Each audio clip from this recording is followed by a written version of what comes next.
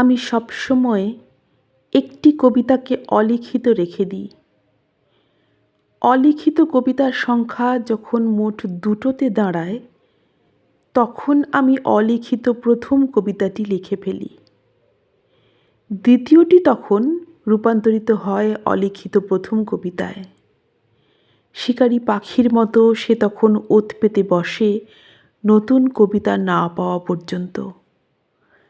সে ভালো করেই জানে আমার মনের অন্ধকার গুহা থেকে তার মুক্তি নেই। সুতরাং কবিতাটিকে সে খুঁজে আনে নিজের স্বার্থেই।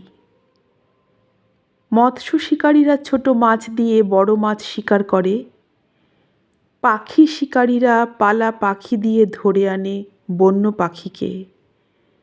আমি তাদের কাছেই শিখেছি এই কবিতা শিকার পদ্ধতি।